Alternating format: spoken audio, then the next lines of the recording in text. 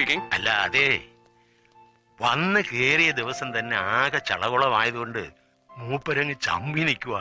ഞാൻ പിന്നെ ഓരോന്ന് പറഞ്ഞു പറഞ്ഞു പൊക്കിക്കൊണ്ടുവരുവാ. ആളൊരു തൊട്ടാവാടിയാ അല്ലയോ? നാളെ മറ്റന്നാളോ ഇവിടത്തെ സൗകര്യം എങ്ങനെയെന്ന് വെച്ചാ നമ്മുടെ വീട്ടുകാരത്ത് ഇങ്ങോട്ട് ഇറങ്ങാനിരിക്കുക. ആലീസേ. ഓ വെൽക്കം. അതേന്നേ, കൊച്ചിന്റെ സ്കൂൾ അഡ്മിഷന്റെ കാര്യം ഇതുവരെ ഒന്നും ശരിയായി കാണത്തില്ലെന്ന് രാവിലെ അവളവിടെ പറയുന്ന കേട്ടു. വല്ലതും ആയായിരുന്നോ? ഒന്നും ആയിട്ടില്ല. ഇത്രയും ലേറ്റ് ആയതുകൊണ്ട് ഇനി നല്ല സ്കൂളിലൊന്നും നടക്കുമെന്ന് തോന്നില്ല. നടക്കാതെ പിന്നെ ആലീസ് നിരൂപിച്ച സെന്റ് ആന്റണീസിൽ തന്നെ നടക്കും. അതാ പ്രിൻസിപ്പൽ അച്ഛനും അവളും തമ്മിലുള്ള ഇരിപ്പ് വശം. Mister John Varghese. Yes sir. Get ready for an operation. Sir. എന്താ സാറേ, ആരായിരുന്നു ഫോണിൽ? അത് പറഞ്ഞില്ല. 5000 കേസ് വിസ്കിയുമായി ഷെട്ടിയുടെ ലോറികൾ വരുന്നു, വിതൗട്ട് എക്സൈസ് ഡ്യൂട്ടി. ഓ, അത്രേ ഉള്ളോ? വരുന്നത് ഷെട്ടിയാണെങ്കിൽ നമ്മൾ വിചാരിച്ച അയാൾ ഒരു കോപ്പം ചെയ്യാനൊക്കെ അല്ല സാർ. അവൻ പോവും. നമ്മളിപ്പോ അലച്ചു കെട്ടി അവന്റെ പുറകെ പോയാൽ തന്നെ പണ്ട് പഴയ മുഖ്യമന്ത്രിക്ക് ഞാൻ എസ്കാർട്ട് പോയതുപോലെ ഇരിക്കും.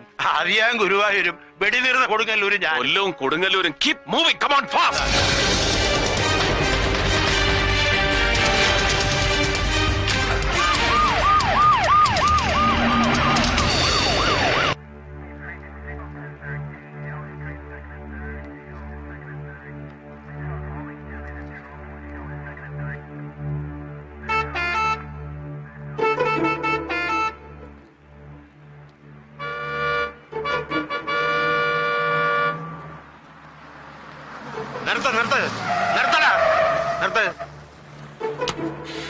ഇങ്ങോട്ട് ഇറക്കട്ടെ അവനെ.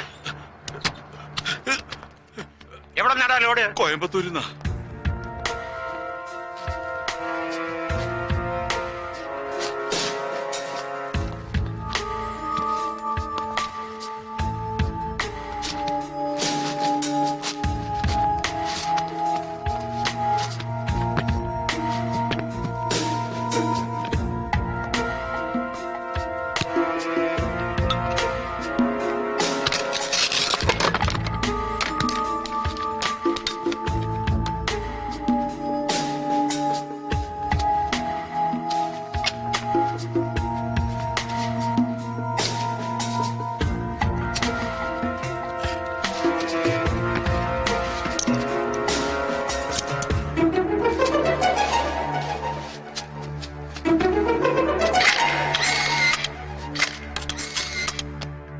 റഹീം ഹാജിയുടെ കൊലക്കേസ് അന്വേഷിക്കാൻ വന്ന നിങ്ങൾ പരാതിക്കാരനായി പെരുവഴി കിടന്ന കുഞ്ഞലവയുടെ കൈ തല്ലിയൊടിച്ചു. എന്തൊക്കെയാടോ സൂപ്രണ്ടേ ഇത്? അത് പിന്നെ പോട്ടെന്ന് വെക്കാൻ സഹാവേ. അല്ല, അതും സീരിയസ് ആയിട്ട് തന്നെ എടുക്കണം. പക്ഷെ ചുമ്മാ ഒരു രസത്തിന് ലാത്തി ചാർജും കണ്ടു നിന്ന നമ്മുടെ കുട്ടി സഹാക്കന്മാരുടെ ചന്തിയും തലയും തല്ലി പൊളിക്കാന്ന് വെച്ചാ മനഃപൂർവ്വമല്ല സാർ. മോബ് വയലന്റ് ആയി. ചാർജ് ചെയ്യാൻ ഓർഡർ കൊടുത്താ പിന്നെ കൊടിയുടെ നിറം നോക്കി തെരഞ്ഞു പിടിച്ച് അടിക്കാൻ ഒക്കില്ല സാർ. അത് താൻ എന്നെ പഠിപ്പിക്കണ്ട. ഞാൻ ഒരുപാട് ലാത്തി ചാർജ് കണ്ടവനാ. അതെ സാർ, അടി കൊണ്ടിട്ടല്ലേ ഉള്ളൂ. അടി കൊടുക്കുന്നവന്റെ വികാരം കൂടി ഒന്ന് മനസ്സിലാക്കണം. കല്ലും കത്തിയും വടിവാളുമായി നിൽക്കുന്ന ആയിരങ്ങളുടെ ജനക്കൂട്ടത്തെ 5 ലാത്തി കൊണ്ട് നേരിടുന്ന പോലീസുകാരനെടുക്കുന്ന ലൈഫ് റിസ്ക് കുറഞ്ഞ പക്ഷം ഒരു ഹോം മിനിസ്റ്ററെങ്കിലും ഒന്ന് മനസ്സിലാക്കിയിരിക്കുന്നത് നല്ലതാ.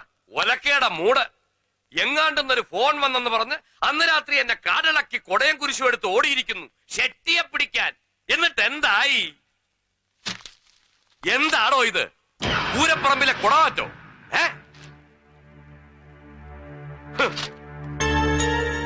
മന്ത്രിസഭയെ നാറ്റിച്ചതിന് സമാധാനം പറയടോ. Stupid, useless.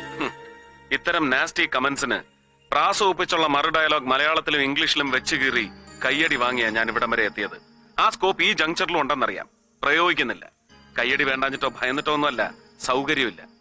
ഇത്തരം നാഷണൽ വേസ്റ്റുകളോട് വായിട്ടലയ്ക്കാനുള്ള ക്ഷമയില്ലാഞ്ഞിട്ടാണ് സാർ. കൂടുതൽ വാലിട്ടിളക്കണ്ട. ഒരു IPS കാരൻ മുഹമ്മദ് സർക്കാർ.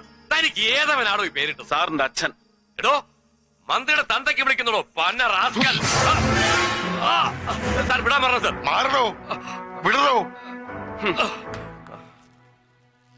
മിസ്റ്റർ മുഹമ്മദ്, ഒരു ഹോം മിനിസ്റ്ററുടെ തന്തയ്ക്ക് വിളിക്കുന്ന ഫിലിം ഹീറോയെ ഞാൻ സഹിക്കും, രസിക്കും.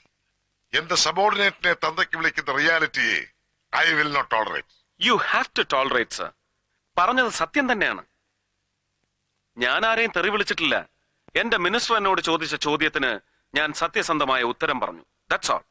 മുഹമ്മദ് എന്ന പേര് ഉപ്പയിട്ടാണെങ്കിലും സർക്കാർ എന്ന വാല് മുളപ്പിച്ചു തന്നത് ഇദ്ദേഹത്തിന്റെ അച്ഛൻ തന്നെയാ, നാരായണൻ നമ്പ്യാർ. അതെ സർ, മലബാറിൽ നിന്ന് കുടിയിറക്കപ്പെട്ട ഒരു പാവപ്പെട്ട ഖെസ് പാട്ടുകാരനെയും കുടുംബത്തെയും സമുദായ പാർട്ടിക്കാർ കെട്ടി എഴുന്നള്ളിച്ച് തിരുവനന്തപുരത്ത് സെക്രട്ടേറിയറ്റിന് മുന്നിൽ കൊണ്ടുവന്ന് പ്രതിഷ്ഠിച്ചു. കരുണയ്ക്ക് വേണ്ടിയുള്ള സമരം. അന്ന് നിങ്ങൾ തൊഴിലാളി വർഗ തമ്പ്രാക്കന്മാരുടെ ഭരണകാലം. അവരും കനിഞ്ഞില്ല. അവിടെ കുത്തിയിരുന്ന് പാട്ടുപാടി ഇരന്ന് മടുത്തപ്പോ എന്നെ മുഹമ്മദ് റാഫിയാക്കാനുള്ള ആഗ്രഹം ഉപ്പ ഉപേക്ഷിച്ചു. ഉച്ചക്കഞ്ഞി ഉറപ്പായ സർക്കാർ സ്കൂളിൽ ചേരാൻ പോയ എന്റെ വീട്ടഡ്രസ് ഹെഡ്മാസ്റ്റർക്ക് പറഞ്ഞു കൊടുക്കാൻ എഴുത്തും വായന അറിയാത്ത എന്റെ ഉമ്മക്ക് കഴിഞ്ഞില്ല. ക്രൂരമായ തമാശകളിൽ രസിച്ചിരുന്ന അന്നത്തെ ഹെഡ്മാസ്റ്റർ നമ്പ്യാർ സാർ, ഇദ്ദേഹത്തിന്റെ അച്ഛൻ, എന്റെ പേരിന് പുതിയൊരു വീട്ടുപേര് കൂടി എഴുതി ചേർത്തു, സർക്കാർ. സെക്രട്ടേറിയറ്റിന് മുന്നിൽ നിന്ന് എത്തിയവനല്ലേ ഈ മമ്മൂഞ്ഞ്. മുഹമ്മദ് സർക്കാരായി, മുഹമ്മദ് സർക്കാർ.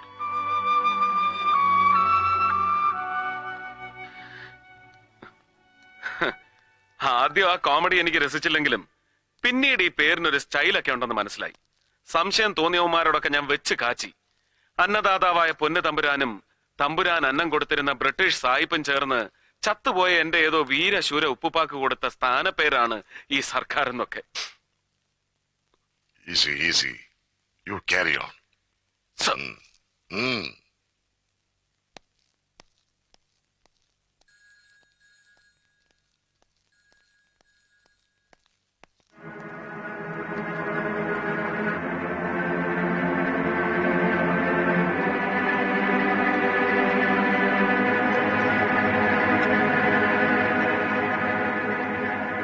മായൻകുട്ടിയുടെ മകൻ അല്ലേ? ചങ്ങാതിമാരായിരുന്നു ചെറിയ ക്ലാസ്സിൽ. ഉപ്പ പറഞ്ഞ് കേട്ടിട്ടുണ്ട്.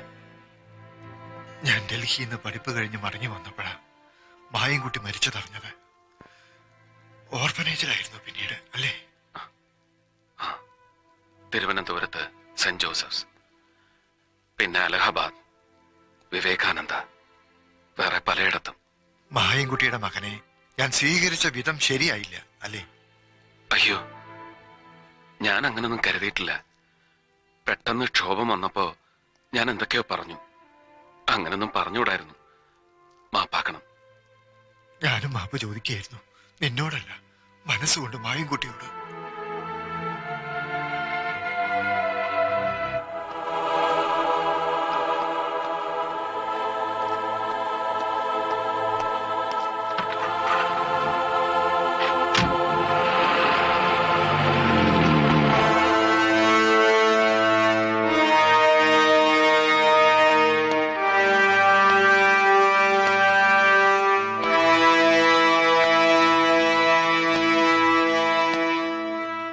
എനിക്ക് IPS ഇല്ല, പറഞ്ഞു വരുമ്പോ സാറിന്റെ അത്ര നക്ഷത്രവും ഇല്ല. പക്ഷേ 15 വർഷത്തെ സർവീസ് കൂടുതലുണ്ട്. ആ കൺസിഡറേഷൻ പോലും സാർ ഇന്നലെ എനിക്ക് തന്നില്ല. സാറ് മിനിസ്റ്ററുടെ തെറിയും കേട്ട് പത്രത്തിൽ പടവും വന്ന് 4 മെനക്കേടായിട്ട് നിൽക്കുമ്പോ ഞാൻ വീണ്ടും ഉപദേശിക്കുകയാണെന്ന് വിചാരിക്കരുത്. ഒരൊറ്റ ഒരുത്തനെയും വിശ്വസിക്കരുത്. ഈ ഞാനടക്കം പോലീസിലുള്ള ഒരമ്മമാരെയും വിശ്വസിക്കരുത്. ഏത് നിമിഷം ഏതവനാ കയറി ഷെട്ടിയുടെ ഒറ്റുകാരനാകുന്നതെന്ന് പറയാൻ പറ്റുകയില്ല. അതാ നരേന്ദ്ര ഷെട്ടി. വൈകിട്ട് 2 സ്മാളും പിടിപ്പിച്ചുകൊണ്ട് വീട്ടിൽ ഇരിക്കുമ്പോൾ ചിലപ്പോ തോന്നും കൂടെ കിടക്കുന്ന എന്റെ ആലീസിനെ പോലും വിശ്വസിക്കാനും ഒക്കെ ഇല്ലെന്ന്. അയ്യോ, ചിരിക്കാൻ പറഞ്ഞതല്ല. ഷെട്ടിയുടെ കാര്യം വരുമ്പോ പോലീസിലുള്ള ഒരുവന്റെയും പെമ്പിളമാരെ വിശ്വസിക്കാനും ഒക്കെയല്ല എന്നാ ഞാൻ പറഞ്ഞതിന്റെ അർത്ഥം. എല്ലാവരുടെയും കാര്യം എനിക്ക് അറിഞ്ഞൂടാ, പക്ഷെ ആലീസിനെ വിശ്വസിക്കാൻ കൊള്ളുകയല്ല, തീരെ കൊള്ളുകയല്ല. അല്ല, മൊത്തത്തിൽ പറഞ്ഞപ്പോ ഒരു താളത്തിനങ്ങ് പറഞ്ഞെന്നേ ഉള്ളൂ. ആ താളം കറക്റ്റാ, അസല് ത്രിപുട താളം. ആലീസ് കള്ളി തന്നെയാ, പരമ പെരും കള്ളി. ഭർത്താവില്ലാത്ത നേരം നോക്കി സന്ധ്യമയക്കത്തിന് ചെറുപ്പക്കാരനും കാണാൻ കൊള്ളാവുന്നവനുമായ പരപുരുഷനെ ഫോണിൽ വിളിച്ച് കിന്നരിക്കുന്നവളെ കള്ളീന്ന് മാത്രം വിളിച്ചാ മതിയോടോ ജോൺ വർഗീസേ? പോരാ, അതാ ഞാൻ പരമ പെരും കള്ളി എന്ന് വിളിച്ചത്. അതെന്നാ സാറേ വീട്ടിലിരിക്കുന്നവരെ കുറിച്ച് ഒരുമാതിരി മൊനവച്ച മറുഭാഷ പറയുന്നേ? ഈ ആലീസ് നല്ല ഉരുപ്പടിയായിരിക്കും.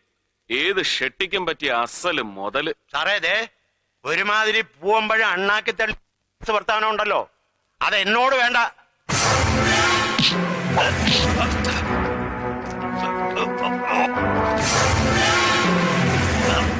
പൂവമ്പഴം അണ്ണാക്കി തടഞ്ഞതിന്റെ അരുചി മാറ്റിത്തരാം. Feel the taste of your blood and brain. തലച്ചോറ് പിളർന്ന് അണ്ണാക്കിൽ ഇറങ്ങുന്നതിന്റെ സുഖം അറിയണോ തനിക്ക്? ഷെട്ടിയുടെ ഒറ്റുകാരിയായി ഇന്നലെ രാത്രി കള്ളപ്പേരിൽ എന്നെ ടെലിഫോൺ വിളിച്ചത് ആരാണ്?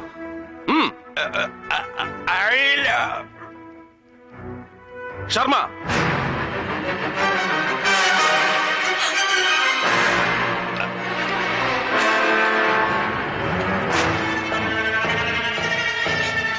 Out out. സർ,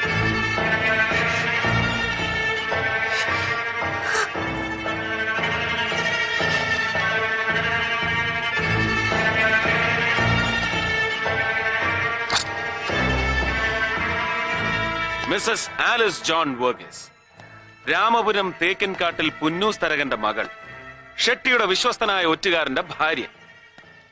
ഈ കണ്ണീരും തൊഴുകയും ഷോ ഓഫ് ആണെന്നറിയാം. എന്നാലും സസ്പെൻഷൻ അടക്കമുള്ള ഒരു ഡിപ്പാർട്ട്മെന്റൽ ആക്ഷനും തൽക്കാലം ഞാൻ ഇയാൾക്കെതിരെ എടുക്കുന്നില്ല. This is for you. പറഞ്ഞത് ഭംഗിവാക്കല്ല, ഓൺലി ഫോർ യു. ടെലിഫോൺ വിളയാട്ടം ഇനിയും തുടരുമ്പോ try to avoid me. മനസ്സിലായടി പൊന്ന. ഔട്ട്.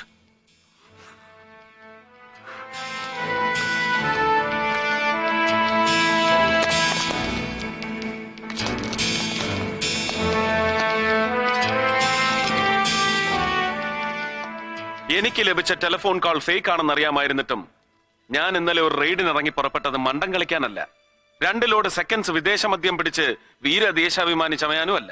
ഒറ്റുകാരെ കണ്ടുപിടിക്കാനാണ്. ഷെട്ടിയുടെ ഒറ്റുകാര്. അത് ഗ്രാസ് റൂട്ട് ലെവലിൽ മാത്രമേ ഞാൻ പ്രതീക്ഷിച്ചുള്ളൂ. പക്ഷേ ഷെട്ടി ആ ലിമിറ്റും ക്രോസ് ചെയ്തു. ഡെപ്യൂട്ടി പോലീസ് സൂപ്രണ്ടും അയാളുടെ ഭാര്യയും വരെ ഒറ്റുകാർ.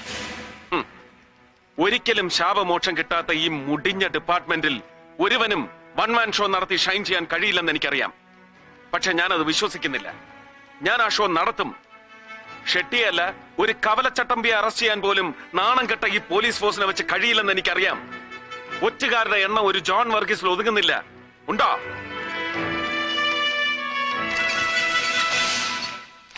Telephone exchange number code. ഇന്നലെ വൈകുന്നേരം 5 മണി മുതൽ 9 മണി വരെ നിങ്ങൾ ഓരോരുത്തരുടെയും വീടുകളിൽ നിന്ന് പുറത്തേക്ക് വിളിച്ച നമ്പറുകളാണ്. അതിൽ ജോൺ വർഗീസിന്റെ വീട്ടിൽ നിന്ന് വിളിച്ചത് 2 നമ്പറുകൾ മാത്രം. ഒന്ന് എന്റെ വീട്ടിലേക്ക്, മറ്റൊന്ന് ഷെട്ടിയുടെ ഓഫീസിലേക്ക്.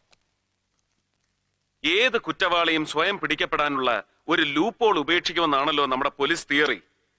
ഇത്രയും സർവീസ് ഉള്ള തനിക്ക് ഈ നിസ്സാര ലൂപ്പോൾ അടയ്ക്കാൻ കഴിഞ്ഞില്ലല്ലോടോ വർഗീസ്. ഒരു ശുദ്ധികലശത്തിന് ഞാൻ ഒരുങ്ങുന്നില്ല. Change your cells or else I'll react upon you.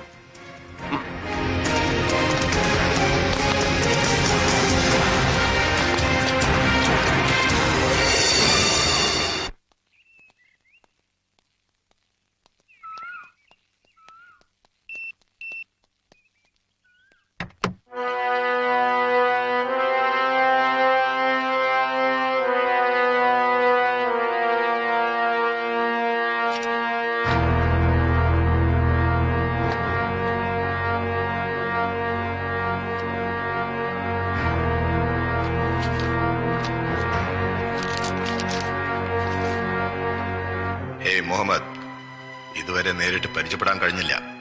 അടുത്തു തന്നെ കാണാം. ഫാത്തിമയോട് പ്രത്യേകം അന്വേഷണം പറയണം. അവൾക്കൊരു സമ്മാനം അകത്ത് വെച്ചിട്ടുണ്ട്. നരേന്ദ്ര ഷെട്ടി അങ്കിളുടേതായിട്ട്. നരേന്ദ്ര ഷെട്ടി.